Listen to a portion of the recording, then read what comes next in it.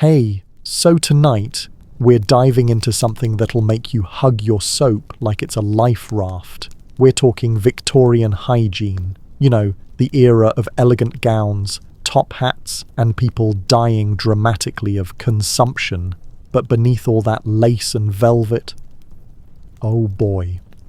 Let's just say the only thing more tragic than their fashion sense was their bathing schedule. Spoiler. It involved a lot of perfume and very little water. So grab your loofah and prepare to feel extremely clean by comparison. Oh, and if you're enjoying these stories, it'd mean a lot if you gave it a like or hit subscribe. I love seeing where everyone's tuning in from, so drop a comment with your location and what time it is where you are. It honestly amazes me that we're all connected through these quiet moments before sleep. All right. Find that cozy spot, take a nice, slow breath, and just let your body sink into whatever you're lying on. We're heading back to 1850-something London, and trust me, you're going to be really thankful for that mattress by the time we're through. So congratulations, you just woke up in Victorian London. The first thing that hits you isn't what you see, it's what you smell. That thick, heavy, almost chewy air that seems to cling to your throat. It's like, imagine if someone took every smell you've ever tried to avoid and boiled them all together in a single steaming pot. Human waste, rotting garbage, smoke from thousands of coal fires, and something else. Something sweet and sickly. Something wrong that you can't quite place. You shift slightly in your bed, whatever kind of bed you're lucky enough to have, and immediately feel how different everything is. The sheets, if you have any, feel rough against your skin, scratchy, nothing like the soft cotton you're used to. And they smell, well, let's just say fabric softener won't exist for another 100 years. The good news, you are alive. The bad news, pretty much everything else. Let's start with where you are. If you're poor, and most people are, you're probably sharing a room with, 6 or 8 other people. Could be your family, could be total strangers. Doesn't really matter, because privacy, that's a luxury only rich folks can afford. The room is maybe 10 feet by 12. That's it. And everyone's just there, breathing each other's air, sharing each other's everything. The walls are always damp. There's weird green stuff growing in the corners. No one talks about it, but everyone pretends not to see it.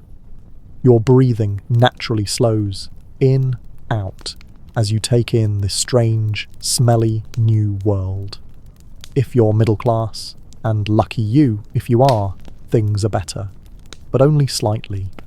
You might have your own bedroom, maybe even your own bed. But better is a relative term. Your house still doesn't have running water, still no electricity, and that bathroom you're thinking about? Yeah, that's not really a thing yet. Now, here's where it gets interesting. Everyone in this era thinks they're clean, like genuinely believes they're maintaining good hygiene. It's just, their definition of clean is, let's call it, different. Take bathing, for example. You know that daily shower you took? That long, hot, relaxing scrub where you shampooed and rinsed and exfoliated every inch of your body? Forget it. Not happening. In fact, if you suggested taking a full bath every day, people would think you were genuinely insane. A comfortable sigh escapes you, because even thinking about their bathing habits makes you appreciate that warm shower even more. See, Victorians believed that bathing too often was actually dangerous, like medically risky. They thought all that water would weaken your constitution, make you sick, maybe even kill you. So most people, they took a full bath maybe once a week, if they were fancy. If they were poor, once a month, maybe. But here's the thing, they weren't just sitting around filthy, they had a whole system. It was called a sponge bath, and it was the backbone of Victorian cleanliness. Basically, you'd wash the important parts: face, hands, armpits, and the naughty bits. That was it. Everything else could wait until bath day. Picture this. You're standing in your bedroom, because that's where most people washed, next to a little wooden stand with a bowl and a pitcher of cold water. Cold because hot water on demand. That's basically magic at this point. You pour the water into the bowl, grab a cloth or a sponge, and just spot clean. Like you're detailing a car. But the car is your body. And the detailing, it's minimal. Your shoulders drop, releasing some of that tension, as you imagine just how different their mornings must have been. The wealthy, they had it a bit better. Some of them owned these ornate copper bathtubs that servants would fill with hot water carried up from the kitchen, bucket by bucket. But even they weren't bathing daily, maybe twice a week if they were real hygiene enthusiasts. And get this, multiple people would use the same bath water. Dad goes first, then Mom, then the kids, in order of age. By the time little Billy gets his turn, that water is, well, let's just say it's more soup than bath. Victorians even had books teaching people how to take a bath. Can you imagine? Bathing for dummies. But in 1858, these books had rules, because apparently doing it wrong could kill you. Don't wash your face while travelling unless you can purify the water with alcohol or ammonia first. Take Russian baths, they said. Wash your face with extremely hot water, then extremely cold, to prevent wrinkles. You're getting more comfortable now, settling deeper into your bed. And honestly, their bathing advice sounds exhausting. Now let's talk about teeth. Oh boy. Toothbrushes existed, but they were expensive. And how do I put this? Not great. Wooden handles, bristles made from stiff animal hair. Basically, you were brushing your teeth with a tiny scrub brush, one that cost about as much as a week's worth of food. So, what did poor people do? They improvised. Some chewed celery and hoped for the best. Others made toothpaste out of chalk, soot, or powdered cuttlefish bone. Yes, cuttlefish bone. In your mouth. On purpose. And if you had a toothache? Good luck. Most towns didn't have dentists. You'd go to a barber or blacksmith. The same guy who trims beards and shoes horses is now digging around in your gums with whatever tool he's got handy. No anesthesia, no training, just hold still and try not to scream. A yawn slips out and you suddenly feel very grateful for modern dentistry. Hair washing was its own ordeal. Remember, no shampoo. So what did they use? Eggs. Women would crack eggs over their heads and rub the yolks into their hair, like they were making breakfast on their scalp. Then rinse with pitchers of water. The smell must have been interesting. Other options included vinegar water, black tea, rum, or rosemary. Basically, if it was a liquid and in the kitchen, someone probably tried washing their hair with it. The wealthy had access to fancier concoctions, but even those were homemade, and they still only washed their hair maybe once a month. Women's hair was considered their crowning glory. They'd pile it up into elaborate styles and leave it that way for weeks. They used oils and pomades to nourish the hair, but over time those oils would go rancid, so that glorious hair probably smelled like spoiled fat. Lovely. You shift slightly, imagining how different their mornings must have been. Laundry was no picnic either. No machines, no detergent. Everything had to be done by hand, and soap was expensive, so people got clever. Oil stains were treated with chalk. Blood or grass, kerosene, odours, milk, and for bleaching, they used human urine. Yes, urine. It contains ammonia, which is a decent cleaning agent, but still urine. A full laundry day meant hauling water, heating it, scrubbing every item, rinsing it, then hanging it to dry. It could take all day. So most people only did laundry once a week. Some went even longer, which meant people wore the same clothes for days, sometimes weeks. That beautiful Victorian outfit you're picturing probably hadn't been washed in a long while. Just relax, breathing easy now, thinking about how much effort it took just to stay basically clean. Now let's talk about underwear, or the lack thereof. Poor people didn't wear any, none. The wealthy might have had linen undergarments, but even those weren't changed often. Women's clothing, layers upon layers of fabric, corsets that hadn't been washed in months, petticoats soaked in who knows what. All that fabric absorbed everything, sweat, food, smoke, body odour, and just held on to it until the next wash day, which might be weeks away. Now, picture summer in London, hundreds of people, all in heavy, unwashed clothes, all smelling like themselves, breakfast, smoke, coal, manure. The air was thick, you could taste it. The stench followed you like a shadow, clinging to every breath. And all of this, that was just personal hygiene. We haven't even touched the streets yet. London in the 1850s had around 2 million residents, and no organised garbage collection, no street sweepers. People tossed trash out the window, where it rotted and attracted rats. Human waste? That's a whole other disaster. Most homes didn't have toilets. People used chamber pots, little bowls under the bed. In the morning, someone had to dump it into the street, into a shared backyard privy, or, if you were lazy, right out the window. There were workers called night soil men who came to empty cesspools and outhouses, but only at night. The job was considered too filthy for daylight. And where did all that waste go? Mostly into the Thames, London's main river, the same one people drank from. Yeah, think about that for a minute. You settle deeper into your bed, muscles relaxing as you try to imagine living in a world where the river you drink from is also the place everyone dumps their sewage. The horses made it worse. London ran on horsepower. Thousands and thousands of horses pulling carriages, delivery wagons, omnibuses. And horses, well, horses poop a lot. It was estimated that a single horse produced about 35 pounds of manure per day. Multiply that by thousands and, well, you do the math. All of this waste piled up in the streets. When it rained, it would wash around, creating these, let's call them rivers of nastiness. When it was dry, it baked in the sun and turned into clouds of dust. Dust that, well, let's just say you didn't want to breathe. And yet, people did. Every day.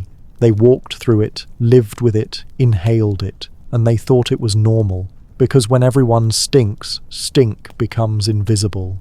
When the world around you is disgusting, disgusting becomes normal. That's it. You're sinking deeper now, your muscles melting into the mattress as you think about how lucky you are to live in a time with soap, running water, and actual garbage collection. The thing is, Victorians weren't stupid. They knew things were unpleasant. They just didn't fully understand why people kept getting sick. Enter miasma theory, the belief that disease came from bad air, bad smells. They thought if you could smell something foul, it could make you sick. And honestly, they weren't entirely wrong. Foul smells usually meant poor sanitation, and poor sanitation definitely caused disease. But they blamed the smell itself, not the conditions that caused it. So their solution? Perfume. Lots and lots of perfume. Instead of removing the cause of the smell, they just tried to drown it in fragrance. The rich doused themselves in expensive scents. The poor used whatever they could find, cheap cologne, herbs, wildflowers. But here's the thing about trying to mask the stench of unwashed bodies, dirty clothes, and open sewage with floral perfume. It doesn't work. It just creates this nauseating blend, sickly sweet and stomach-turning. Imagine vanilla air freshener sprayed inside a porta potty. That's what wealthy Victorians smelled like. A comfortable sigh escapes you. You're deeply grateful for modern hygiene, and for the science that connects symptoms to causes. But for Victorian women, things were even worse. Their clothing was heavier, more restrictive, and even less practical than men's. Layers upon layers of stiff, heavy fabric. Corsets that made breathing a chore. Long skirts that dragged on the filthy ground, soaking up everything in their path.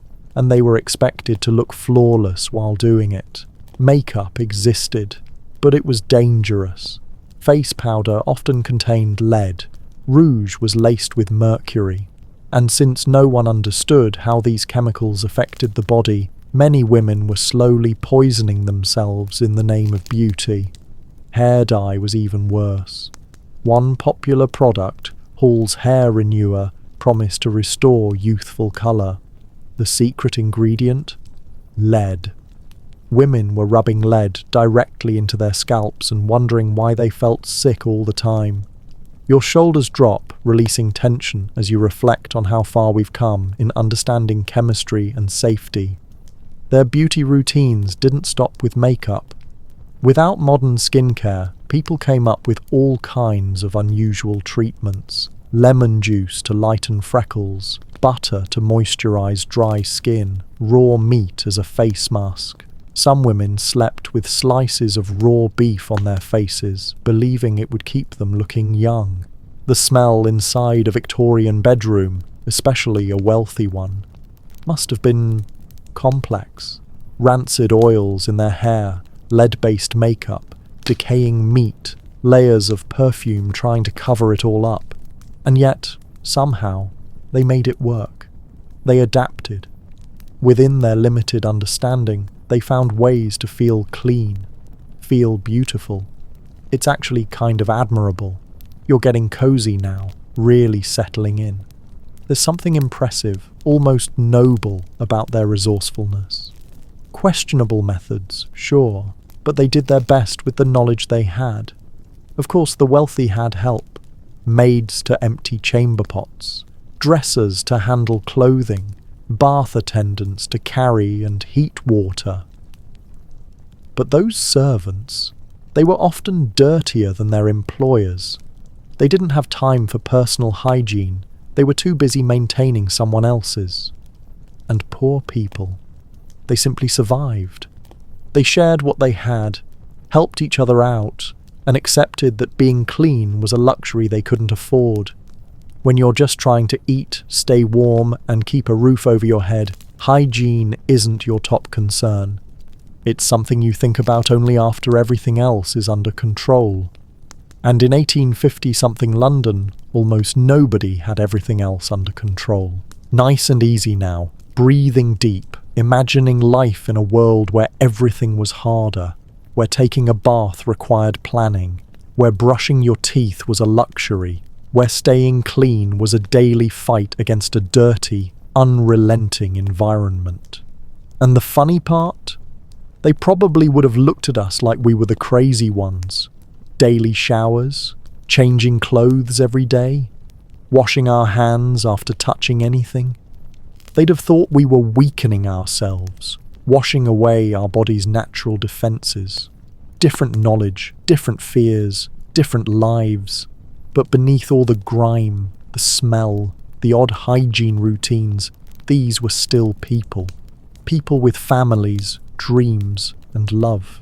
They worried about money. They told jokes. They celebrated birthdays. They hoped for better days. Just like us, only smellier. You settle deeper, that heavy warmth spreading through your body as the strange world of Victorian London begins to feel oddly familiar, oddly human, full of struggle, but also full of people doing their best.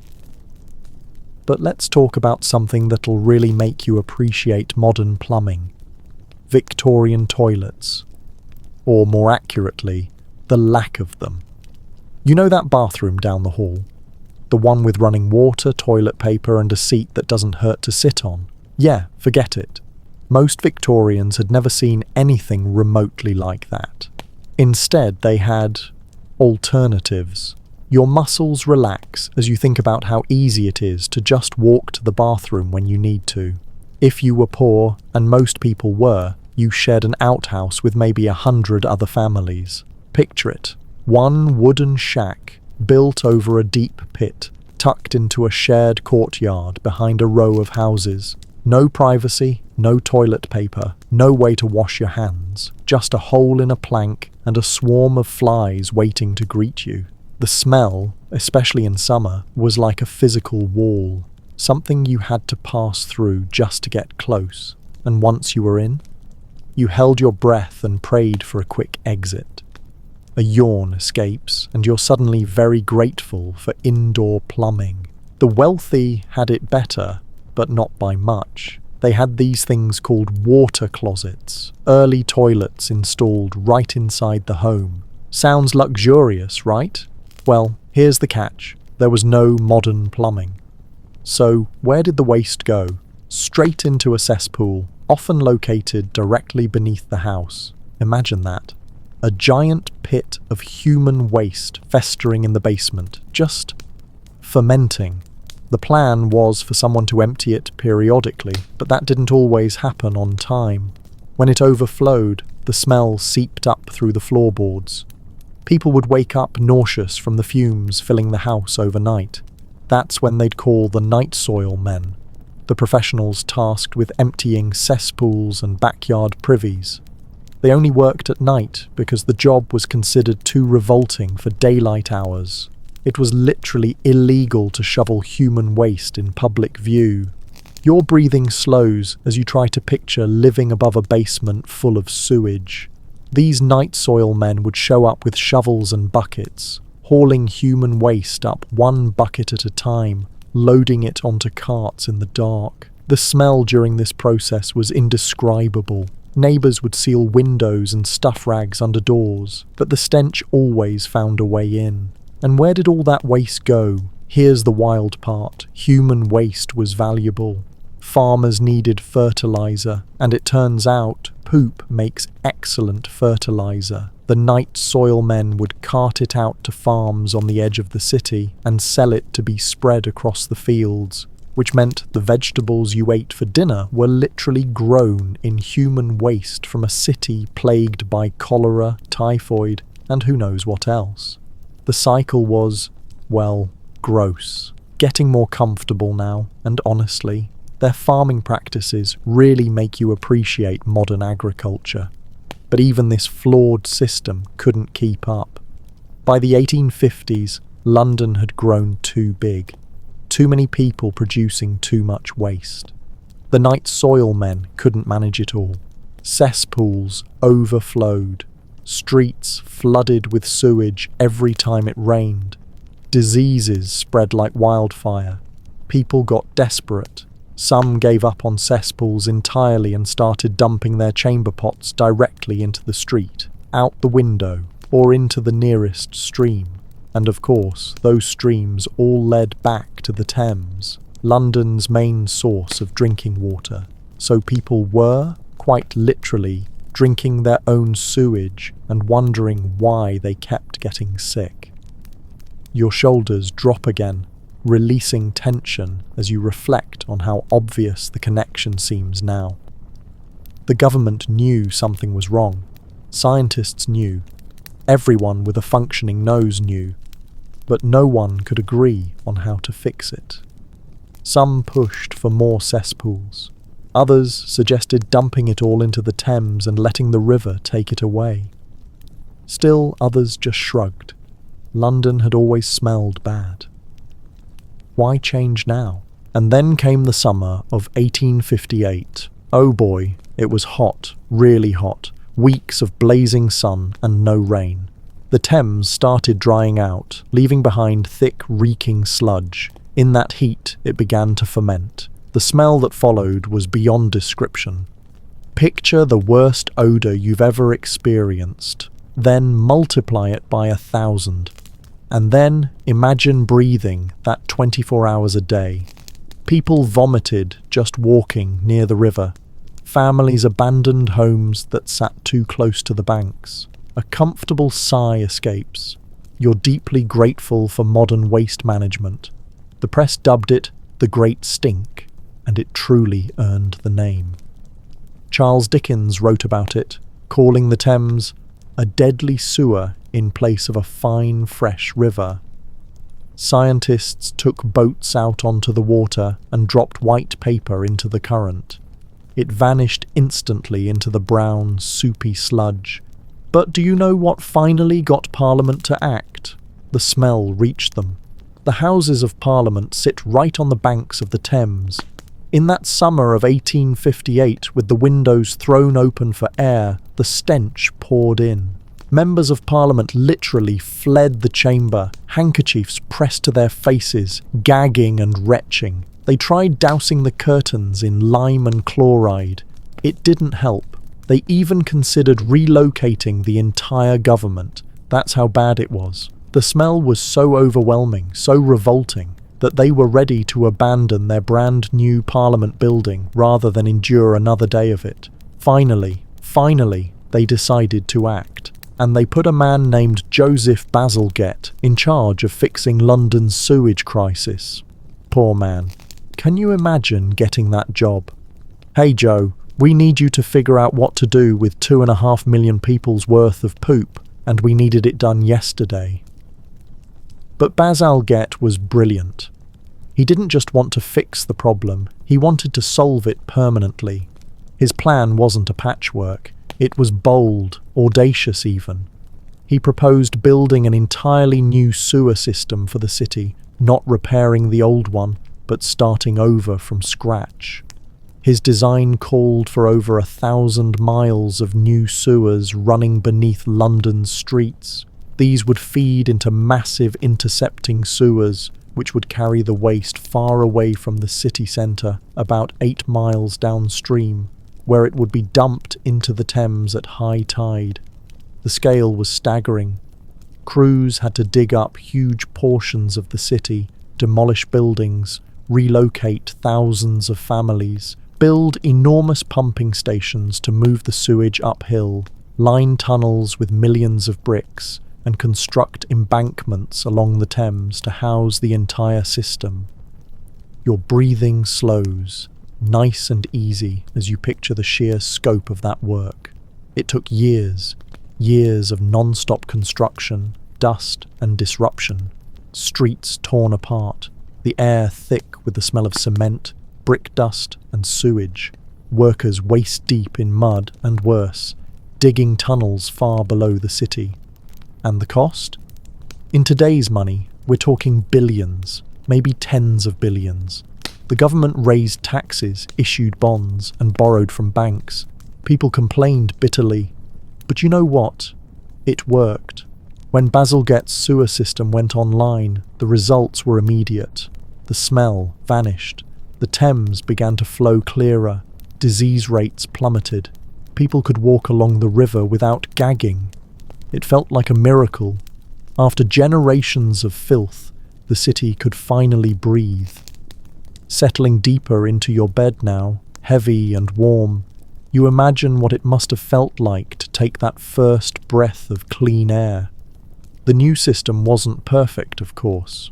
They were still dumping raw sewage into the Thames, just further downstream, where it became someone else's problem. Pumping stations broke down occasionally, causing backups. But compared to what had come before, it was revolutionary. Unfortunately, not everyone benefited equally. Wealthier districts were connected to the new system first. Poorer neighbourhoods had to wait, sometimes for years. So while the rich enjoyed their odour-free lives, many working-class families still dealt with overflowing cesspools and sewage-filled streets. Some things never change, but eventually, even for the poor, conditions improved. More areas got connected. Public health improved. Cholera outbreaks became less common. Typhoid deaths dropped. People stopped dying from entirely preventable causes. A yawn slips out, and you realise how much we take for granted. Clean water, functioning sewers, and yes, toilet paper. Speaking of toilet paper, yeah, that wasn't really a thing yet. The first commercially available toilet paper came around in the 1870s, and even then it was expensive and uncommon. So what did people use? Whatever they could find. Middle-class families used old newspapers, rural folks used corn cobs, leaves if they were lucky, rags that could be washed and reused. The wealthy might have had cloth or even sea sponges, but most people just made do. And with no running water in most bathrooms, hand washing after using the toilet wasn't exactly standard practice, which, surprise, meant disease was never far behind. Cholera was the big one. It came in waves, killing thousands with terrifying speed. The poor were hit hardest due to their terrible sanitation, but rich people died too. Doctors had no idea what caused it. This was before germ theory, before people understood bacteria and viruses. They believed disease came from miasma, bad air. Foul smells were seen as the source of illness. Your muscles relax as you imagine living in a world where sickness struck without warning and no one knew why. Doctors tried everything. They burned herbs to purify the air. They smoked sulfur and tar to chase away disease. They dosed patients with opium or alcohol, thinking it might kill the sickness inside. None of it worked. Families lost multiple members in a single outbreak. Children were especially vulnerable, and all the while, sewage continued to flow into the same river people drank from. There was one doctor, John Snow, who figured it out. He connected cholera outbreaks to contaminated water and proved that sewage was making people sick. But no one listened.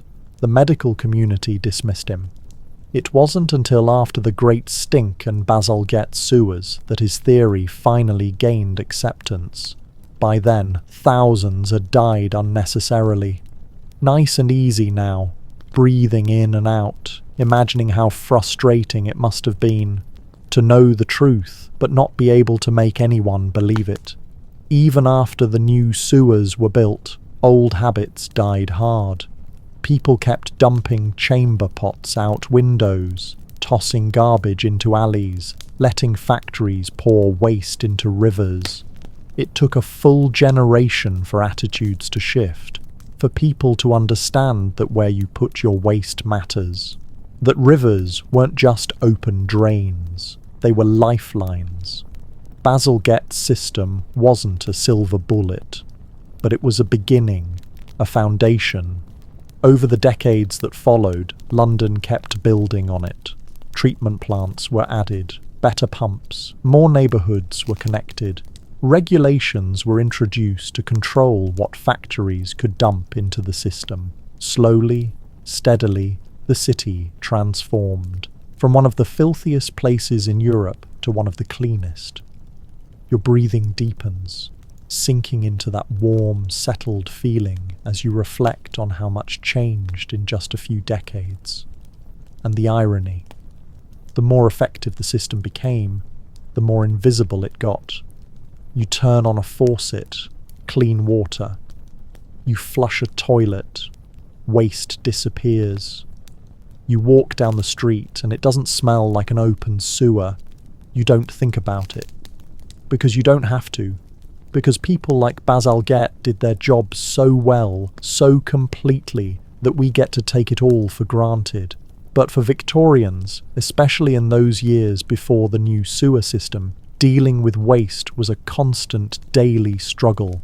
Every trip to the privy was an ordeal, every sip of water a gamble, every breath of air carried the scent of decay, filth and disease. They lived with it because they had no other choice, because they didn't know an alternative existed, because, to them, that's just how cities worked. You're getting more comfortable now, muscles melting into the bed, feeling a wave of gratitude for all the invisible infrastructure that quietly holds up modern life. Even their clothes reflected the reality of living in a dirty world. Dark fabrics were popular because they hid stains better. Heavy materials were chosen because they lasted longer between washings. Elaborate patterns and textures disguised smudges and grime. Fashion wasn't just about looking good, It was about surviving in a world where cleanliness was nearly impossible. Women's long skirts weren't just stylish, they were functional. They swept the streets, picking up mud and refuse, yes, but better the hem than your skin. Better to cover the legs than expose them to whatever was festering in the gutter. Men's dark suits served the same purpose. Coal dust, horse manure, sewage splash. It all blended into black wool. A gentleman could walk through the muck of London and still appear respectable at his destination. That's it. Nice and relaxed. Thinking about how every aspect of their lives was shaped by filth, and how, despite it all, they persevered. They celebrated, laughed, fell in love, raised families. They wrote poems, composed symphonies, painted sunsets through coal-smudged windows. They were human, just like us, just surrounded by a lot more sewage. The transformation that unfolded in the Victorian era, from the chaos of the early 1800s to the cleaner, safer streets of the early 1900s, was one of the greatest public health victories in history. It saved millions of lives, it made modern cities possible, and it proved that even overwhelming problems could be solved with enough political will and engineering vision. Your body feels heavy and warm now, deeply settled, as you reflect on the incredible resilience and ingenuity it took to make that transformation happen. But let's talk about something else, something that really shows how different things were. Women's hygiene during that time of the month. You know those convenient products you can pick up from any store, designed for comfort, protection, and discretion? Yeah, those didn't exist at all. Your muscles soften as you think about how much easier modern life is, even for the most basic biological functions. Victorian women had to get creative, and by creative, we mean desperate. Most used rags, literal cloth scraps torn from old shirts or bed linens. They'd fold them, position them, and hope for the best. These rags were reusable, which helped with cost, but created a new problem. They had to be cleaned. First rinsed in cold water. Hot would set the stains, then scrubbed with whatever soap was affordable, then hung to dry. But where do you hang menstrual rags to dry? Not outside.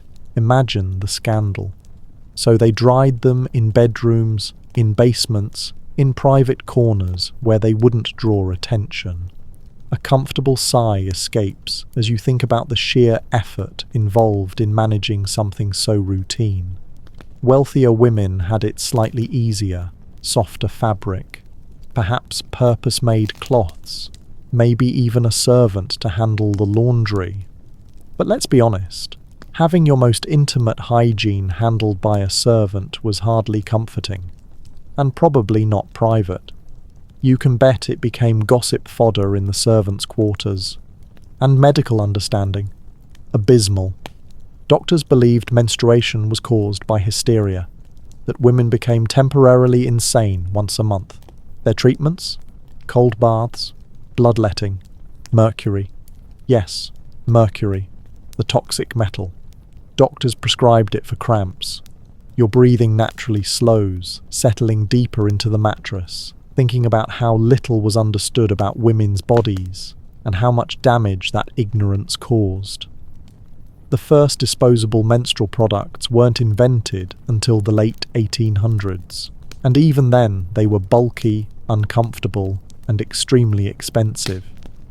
Early tampons were little more than cotton wads. Pads were thick, awkward contraptions that attached to belts worn around the waist. Most women couldn't afford them, so the rag system continued well into the 20th century. But at least, by then, people had started to understand that menstruation wasn't a moral failing or a mental illness. Women didn't need to be locked away or treated like invalids. It was slow progress, but progress, and speaking of medicine, oh boy, Victorian medicine was, to put it kindly, experimental. Doctors didn't really understand what caused most illnesses, so their treatments were just guesses, educated perhaps, but often terrifying. Take bloodletting. Doctors believed most diseases were caused by an excess of blood, so they drained it, with leeches, with knives, with suction cups pressed to your skin. Feeling dizzy? Must be too much blood. Fever? Too much blood. Broken leg? Somehow still too much blood. Nice and easy now, just breathing. Just imagining how terrifying it must have been to get sick in a time when the cure might be worse than the illness. And then there was mercury, the miracle drug of its day. Doctors used it for everything. Syphilis, depression, constipation, teething babies. Yes, babies. If you had a problem, mercury was probably part of the solution.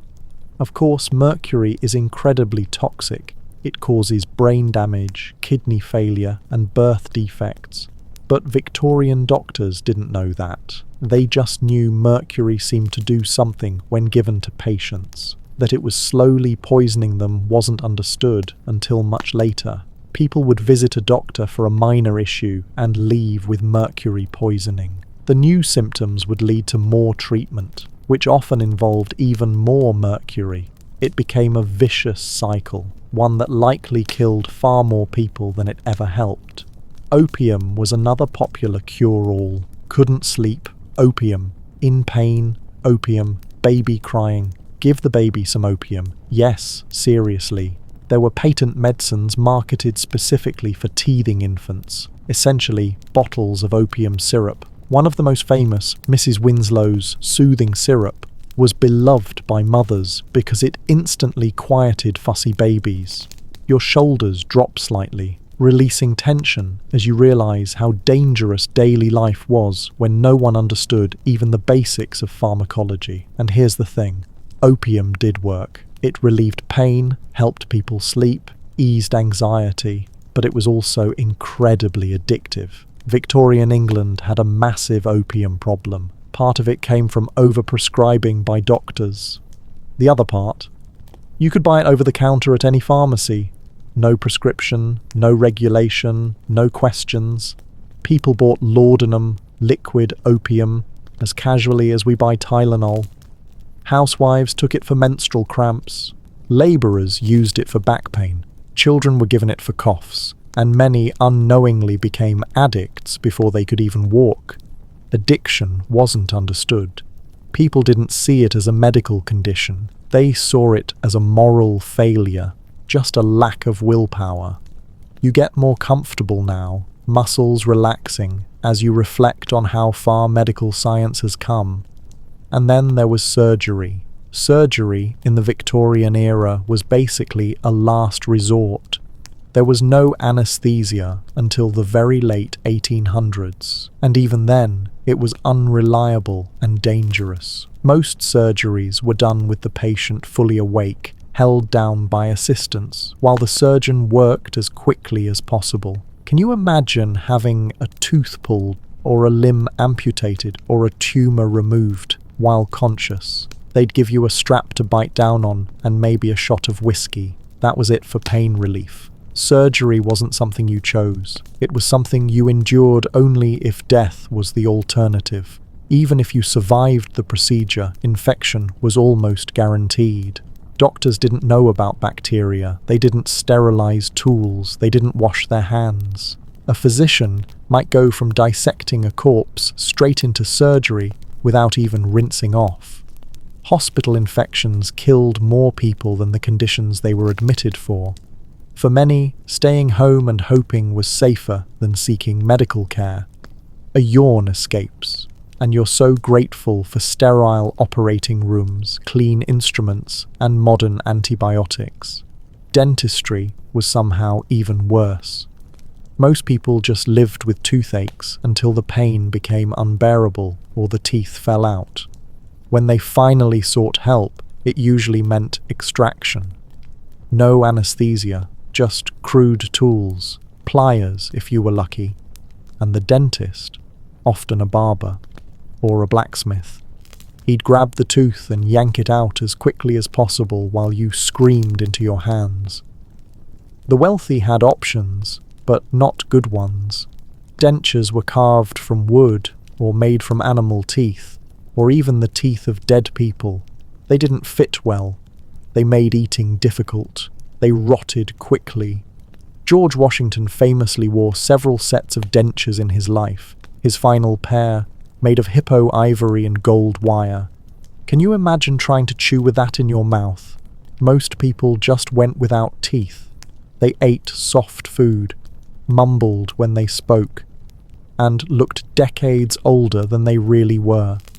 Your breathing deepens, settling into the rhythm of the story as you think about how much we take modern dental care for granted. But here's something interesting. Despite all these challenges, despite the danger, disease, and discomfort, people still tried to look their best. Beauty mattered. Pale skin was the ideal because it meant you didn't have to labor outdoors. Women wore long gloves, carried parasols, draped veils across their faces, anything to avoid a tan. And if that wasn't enough, they used makeup. Unfortunately, their makeup was deadly. Lead-based face powder was wildly popular because it gave the skin a smooth porcelain glow. The fact that lead causes brain damage and death, not widely understood. Women literally poisoned themselves daily for fashion. Rouge was made with mercury. Lipstick sometimes contained lead. Eyeliner, made with antimony, a toxic metal that could cause blindness.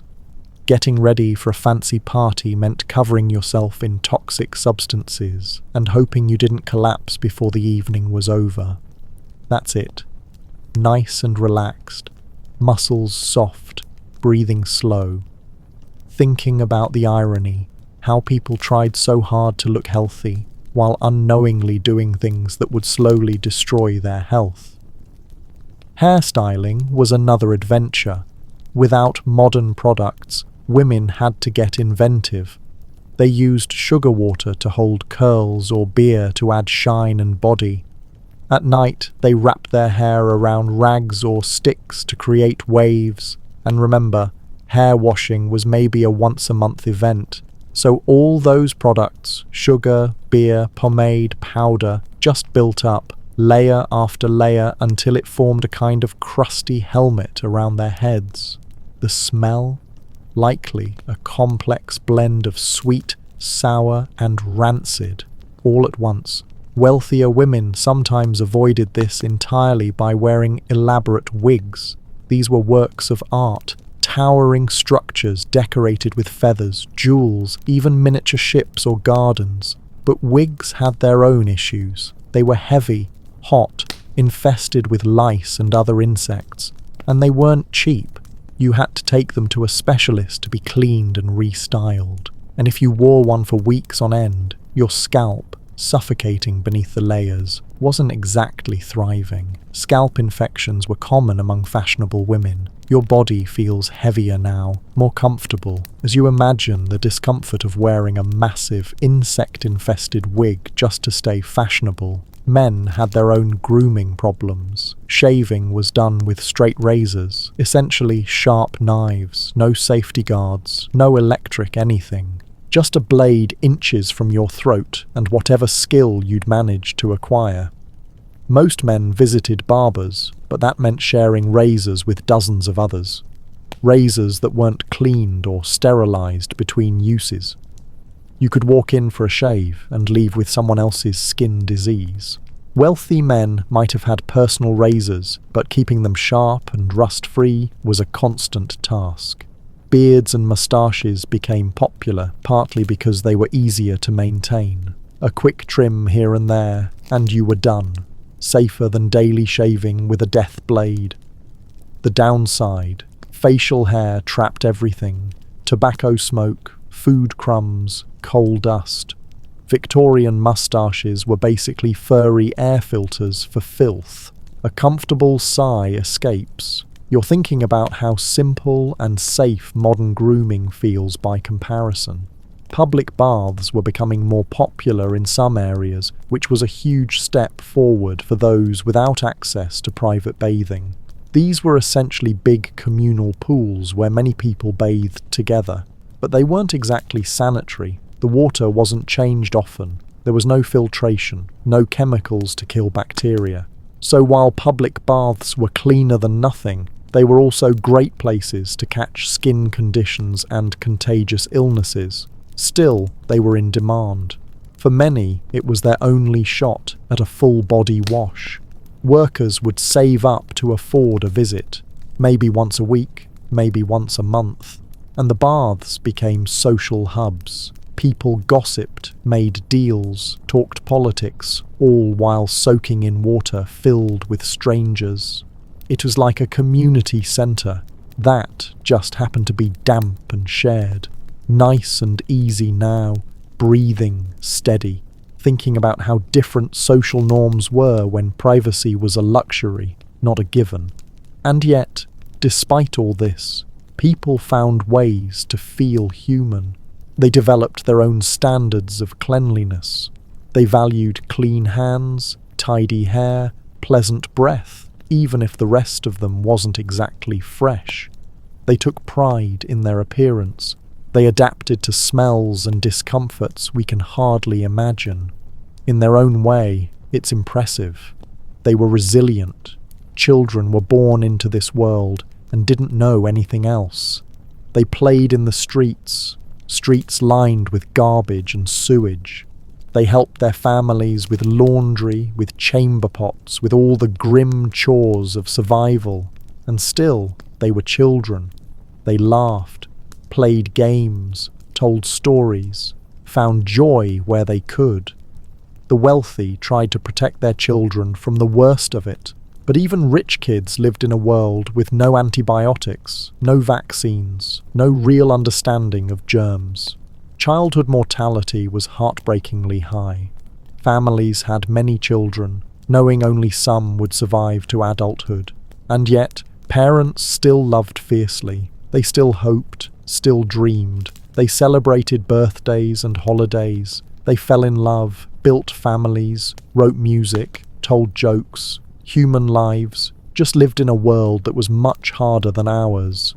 You're getting cozy now, really sinking in, feeling that heavy, comforting weight of gratitude for all the invisible systems that keep us safe, clean, and alive. Now let's talk about food, because Victorian food hygiene was, well, let's just say, if you had to eat like a Victorian, you'd probably lose weight. Not because the food was healthy, but because you'd be too terrified to eat most of it. Your muscles relax as you think about that clean, humming refrigerator in your kitchen, full of food, and not a single item that might kill you. Refrigeration didn't exist. At all. The best most people could do was use ice boxes, and ice was expensive, hard to store, and difficult to come by. So, food was kept at room temperature, and people hoped for the best. Meat started to spoil almost immediately after slaughter. Milk could sour in a matter of hours, especially in warm weather. Vegetables rotted quickly without proper storage. So how did people deal with this? Well, they got creative. And by creative, I mean they developed some truly questionable preservation methods. Salt was essential. Meat would be packed in so much salt it was practically mummified. It lasted longer, sure, but it was tough, salty, and stripped of nutrition. Smoking was popular too. Meat was hung in smokehouses for days or even weeks, slowly dried by smoke until it became, well, a form of charcoal jerky. It kept longer, but it was also packed with carcinogens. A yawn slips out as you realise how grateful you are for modern food safety. Pickling was another go-to. Vegetables were soaked in vinegar or brine for months. Onions, cabbage, eggs, even meat. The acid helped kill bacteria and extend shelf life, but everything ended up tasting like vinegar. Imagine eating pickled everything for weeks at a time. your poor stomach. And when all else failed, people just ate food that was already going bad and hoped it wouldn't kill them. Meat turning green? Cover it with spices and cook it to death. Milk starting to curdle? Turn it into cheese. Bread growing mould? Cut off the worst part and eat the rest. People didn't have iron stomachs. They developed them, because the alternative was starvation. Your breathing slows, settling deeper as you think about how much we take expiration dates and food storage for granted. But here's the scary part. Most people couldn't tell what was safe and what wasn't. There were no labels, no health inspectors, no germ theory. People ate spoiled food, got sick, and blamed it on bad air, or bad luck, or even spirits. They didn't know rotten food caused disease. Milk was especially dangerous. Unscrupulous vendors often watered it down to stretch profits, but the water they used was usually straight from the same contaminated supply everyone else drank from. So instead of getting nutritious milk, you were getting diluted sewage with a splash of cream. And baby formula didn't exist. If a mother couldn't breastfeed, they'd give the infant cow's milk, goat's milk, whatever was available, often contaminated, often spoiled. Digestive illness in infants was tragically common. Many didn't survive. Even fresh food wasn't safe. Kitchens were dirty, knives rarely cleaned, cross-contamination was constant. You'd cut raw meat on a wooden board, then slice bread on that same board. No rinse, no soap, no idea it mattered. You're getting more comfortable now, thinking about all the invisible food safety systems that shield you every single day. Working conditions made everything worse. Factory workers came home covered in soot, grease, or chemical residue, then handled food with unwashed hands. They often ate right on the factory floor, surrounded by machinery leaking oil and spewing toxic fumes. Bread in one hand, mercury vapor in the air. Miners had it worse. They worked underground in clouds of coal dust, then ate lunch right there. Hands filthy, lungs blackening. Agricultural workers spent their days handling manure, human and animal, and then ate meals without washing up. No one saw the link between filth and disease. They thought illness came from sin, or fate, or demons. A deep sigh escapes as your shoulders relax, thinking about how something as basic as hand washing has saved millions of lives. Even the wealthy weren't safe. Their cooks may have been more experienced, but they were still cooking with contaminated water and questionable ingredients. Rich households had more variety, but variety didn't mean safety. Imported foods often arrived after weeks or months at sea. Tropical fruit rotted from the inside, spices arrived full of mould and insects, and those elegant multi-course dinners the upper class loved. All that food sat out for hours at room temperature. By the 7th or 8th course, guests were basically eating microbiology experiments. Plus, there was the Victorian obsession with food that was intentionally off. They loved potted meat, an unidentifiable blend of ground meat, fat and spices packed into jars and allowed to ferment, or cheese crawling with live maggots. Not by accident, on purpose. They called it a delicacy. Nice and easy now, breathing in, breathing out. And honestly, some of their culinary treats sound like nightmares on a plate. The poor had their own food challenges. They couldn't afford fresh anything most of the time. They bought what others wouldn't touch: meat about to spoil, wilted produce, sour milk. Some markets were specifically for second-hand food. Vendors sold bruised, rotting, past its prime items to those who had no other option. And then there were the street vendors. Oh boy, street food was cheap, accessible, and absolutely filthy. It sat in the open air, in the heat, swarming with flies, covered in dust and cooked with little care or cleanliness. and people ate it because it was all they could afford. Meat pies made from mystery meat, milk stored in dirty containers, bread that contained more sawdust than flour. But people were hungry, and hungry people eat whatever they can get. A comfortable sigh escapes as you reflect on how food insecurity turns every bite into a gamble. Alcohol was often safer than water, which led to some interesting dietary habits. People drank beer or wine with nearly every meal, including children. It wasn't about getting drunk, it was about survival. Fermented beverages were far less likely to make you sick than the local water supply. So Victorian children often started their day with small beer, a low-alcohol brew considered perfectly acceptable at breakfast. Workers stayed hydrated with beer throughout the day. Even babies were sometimes given diluted alcohol instead of water. The result? A society where mild intoxication was basically the default. Not drunk exactly, but rarely sober either, which honestly probably made the smell and discomfort of daily life a bit easier to handle. The spice trade, in part, thrived because of spoiled food. If your meat was turning, you didn't toss it, you drowned it in spices, pepper, cinnamon, nutmeg, and hoped for the best.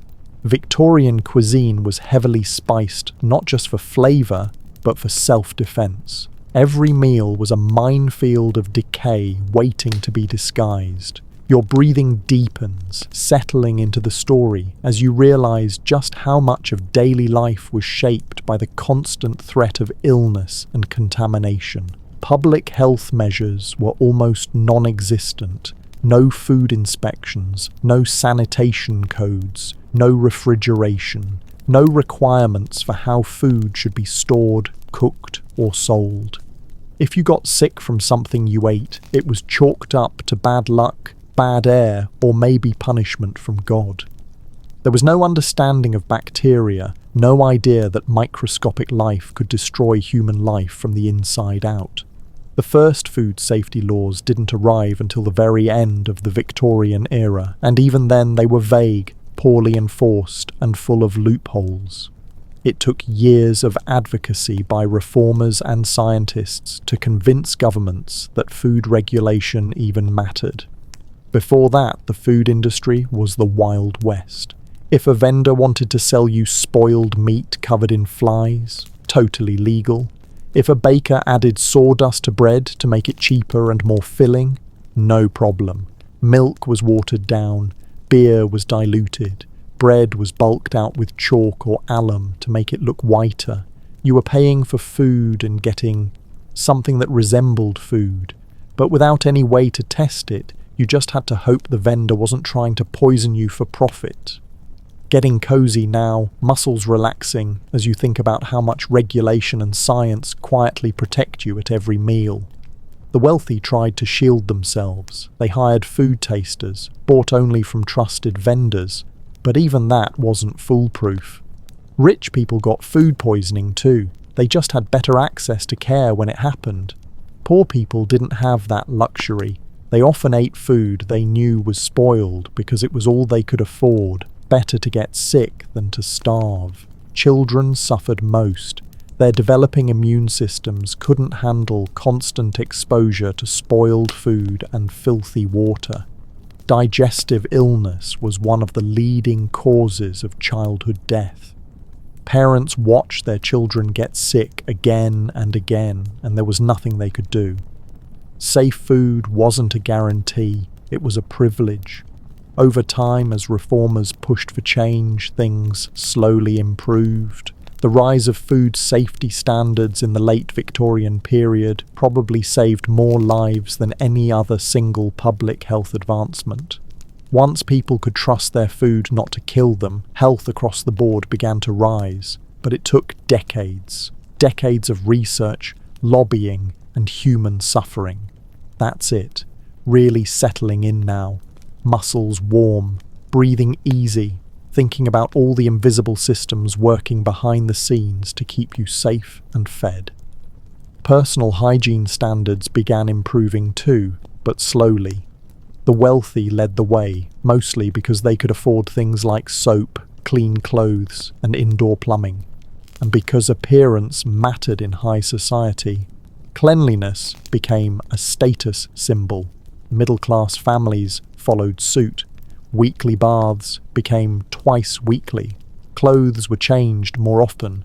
Grooming products became more common, but old habits died hard. Even rich families who could afford to bathe daily often didn't, because they'd been raised to believe that too much bathing was unhealthy. The poor were still focused on survival. When you're working 14-hour days just to afford bread, spending money on soap or time on bathing feels like a luxury. Still, society was shifting. Cleanliness began to be associated with morality. If you were clean, you were respectable. If you were dirty, people assumed you were lazy, sinful, or stupid, regardless of your circumstances.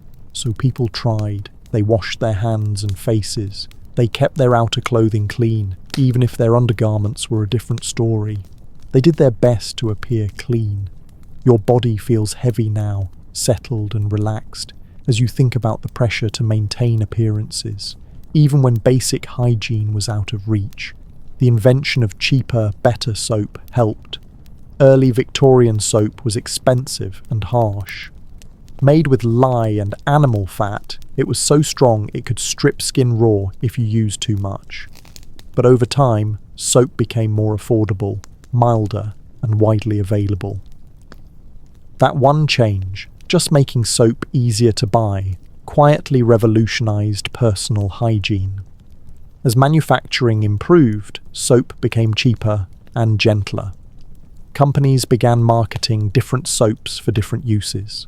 Mild soap for faces, strong soap for laundry, medicated soap for skin problems. And for the first time, ordinary people could afford more than one kind of soap.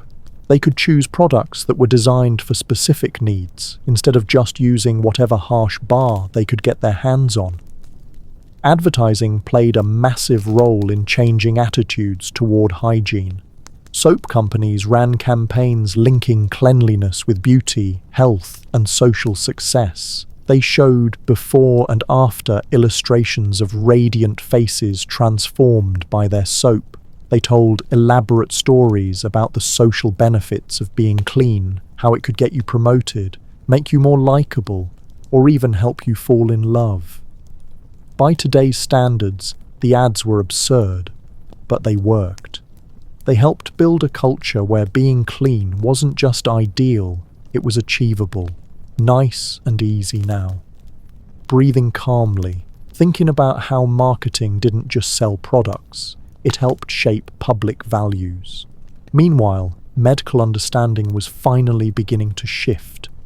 The discovery that diseases were caused by germs, not foul air or moral failings, was gradually gaining ground in the medical community, and that one shift changed everything.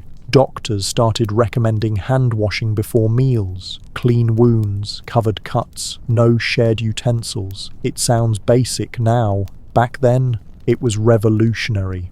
Hospitals began sterilizing instruments, isolating infectious patients, and, finally, washing hands between procedures. Death rates in hospitals dropped dramatically. Suddenly, cleanliness wasn't just about looking presentable. It was about staying alive. Your muscles melt further into the mattress, relaxed and warm, as you think about the incredible power of that one revelation, that being clean could actually save your life. Schools began teaching hygiene to children, lessons on hand washing, brushing teeth, keeping clothes clean, and kids brought that knowledge home to their families, especially in poor areas where adults might never have received that information themselves.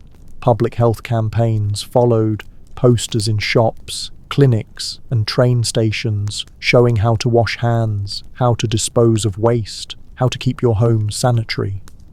Often these were funded by soap companies. But even still, they offered genuinely valuable education. The message was simple, but it changed lives. Being clean helps keep you healthy. You have some control over whether you get sick. Settling deeper now. That warm, heavy comfort spreading through you as you imagine how empowering that realization must have felt. For the first time, people understood that they could protect themselves. And here's the amazing part. Despite everything, despite living in a world where even basic hygiene was a daily challenge, people still took pride in how they looked. They still fell in love, still got married, raised children, celebrated birthdays, laughed, grieved, danced. They found joy, because the human spirit is resilient like that. Your breathing slows naturally, deeper and more relaxed, as you think about how extraordinary it is that beauty still mattered when everything else was so hard. Victorian women spent hours preparing for special events. Even with limited resources, they did what they could. They carefully washed their faces and hands with the best soap they could afford. They brushed through weeks of oil, powder, and styling product, coaxing their hair into something presentable. They put on that one carefully preserved dress, added the one necklace they owned, dabbed a bit of perfume, and they felt beautiful, because beauty isn't about luxury, it's about dignity, confidence, hope, feeling good in your own skin, whatever that skin happened to smell like. Sure, wealthy women had more options, finer soaps, better fabrics, more elaborate beauty routines, but they still had no running water, no antibiotics, no knowledge of germs. Their elegance was built atop the same primitive infrastructure as everyone else. A comfortable sigh escapes as you reflect on how people have always found ways to feel good about themselves, no matter how difficult their circumstances. And here's the bitter irony. Those who maintained everyone else's hygiene often had none of their own. Servants spent their days scrubbing floors, washing other people's clothes, emptying chamber pots, and helping their employers bathe, only to return home to overcrowded, unsanitary rooms. Butlers polished silverware with gloved hands, served 12-course meals with perfect posture, while their own bodies ached for rest and a warm bath. Cleanliness became a sign of class. If you could afford to be clean, you were considered respectable. If you were dirty, you were assumed to be lazy, immoral, or both. So the working class did what they could. They washed their hands and faces obsessively, kept their outer clothing as neat as possible, and hoped no one looked too closely at anything else. Your shoulders naturally drop, releasing that tension as you think about the unfairness of judging people's character based on things they couldn't control. But slowly, very slowly, things began to change. The Great Stink of 1858 became the turning point, when the smell from the Thames grew so overpowering that even Parliament couldn't function. The government was forced to act. Bazalgette's sewer system wasn't just about diverting waste. It was a seismic shift in how people thought about sanitation and public health. For the first time, people saw that human engineering could solve problems that once felt impossible. That government intervention could actually improve daily life in tangible, measurable ways. When the new sewer system came online and the smell disappeared, it felt like a miracle. People who had spent their lives breathing in foul, contaminated air could suddenly walk along the river without gagging. Property values in previously abandoned neighborhoods soared overnight.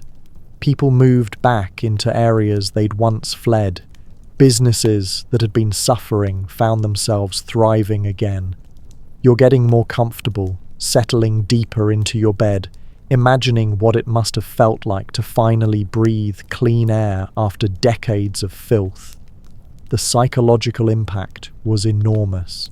People began to understand they didn't have to accept miserable conditions, that change was possible, that things could actually get better. This realization sparked an entire movement for urban reform. People began demanding better housing, cleaner streets, safer workplaces, and women led the charge. They were the ones facing the daily grind of maintaining family health and hygiene. They knew firsthand how urgently things needed to improve. They formed organizations focused on child welfare, public health, and sanitation reform. They lobbied for cleaner water, better housing laws, and medical access for the poor.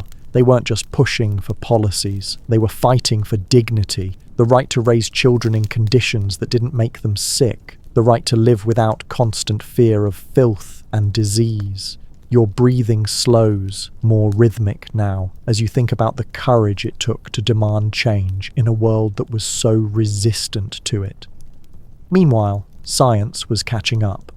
The work of people like Louis Pasteur proved that diseases were caused by microorganisms, not by bad smells or sinful behavior. It was revolutionary.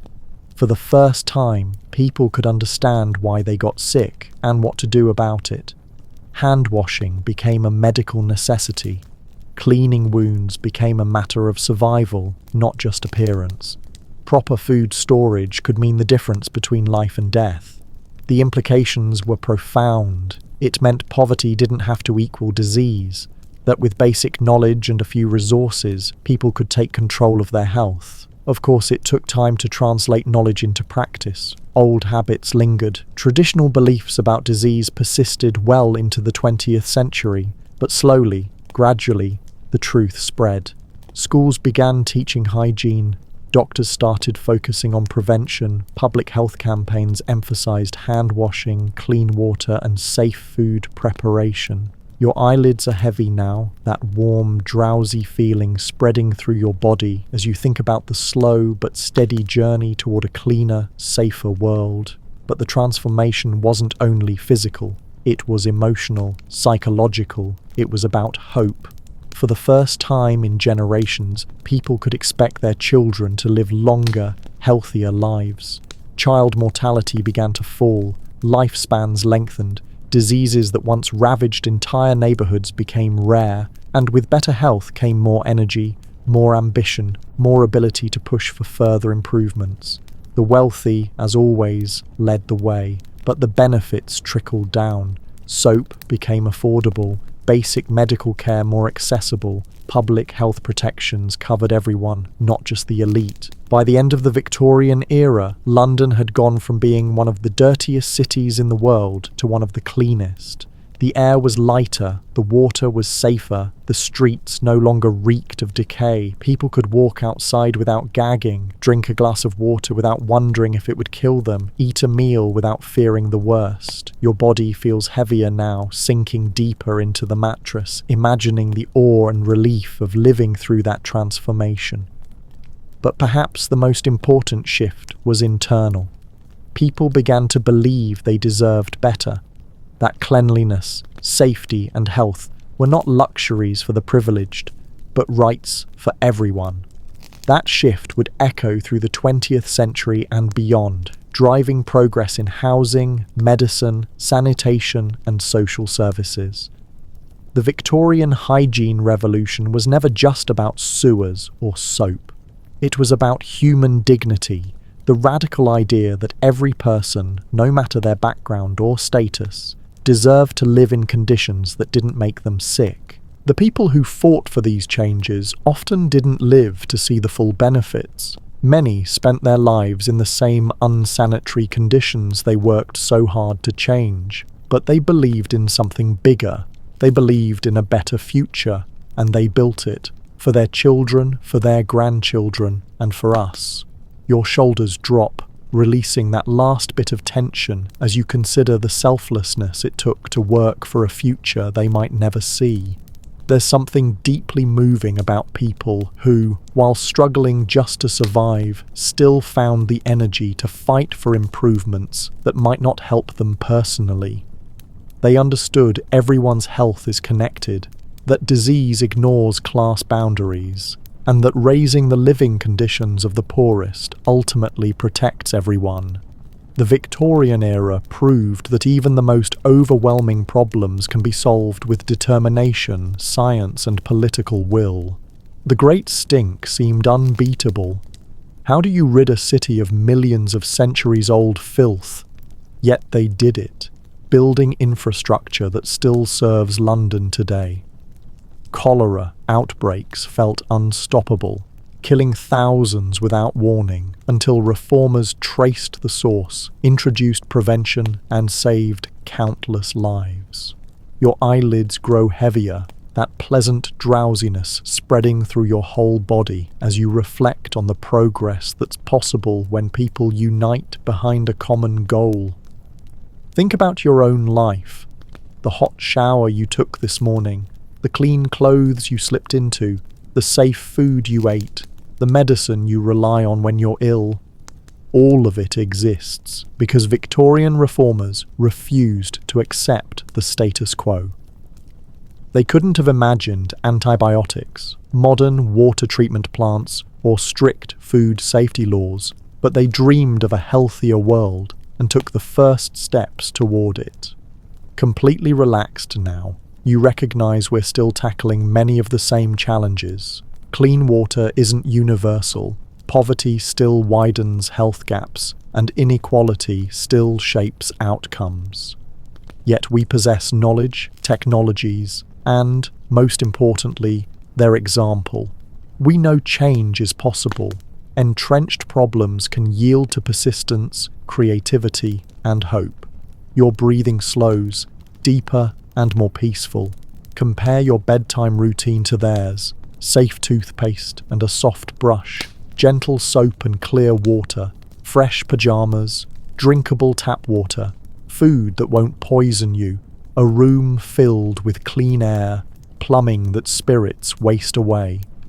Each everyday comfort is a victory earned across generations, gifts forged by people who often never enjoyed them. Tonight, as you drift towards sleep, you're the beneficiary of their struggles, dreams, and hard work. Your muscles loosen, feet, calves, thighs, sinking into the mattress. Your torso grows heavy, arms resting easily, shoulders dropping, jaw softening, face calm, eyelids tugging closed. Let them close. Breathe in and out. You're safe, clean, comfortable, surrounded by invisible protections that keep you healthy. Your mind quiets, leaving Victorian hardships behind, settling fully into this peaceful present, just breathing gently, letting go, floating in gratitude. Your body remembers how to rest, how to heal, how to let go. Trust it. Let yourself drift deeper now, gentle, full, and restorative. Safe and warm, you're slipping into the quiet arms of sleep. Sleep well.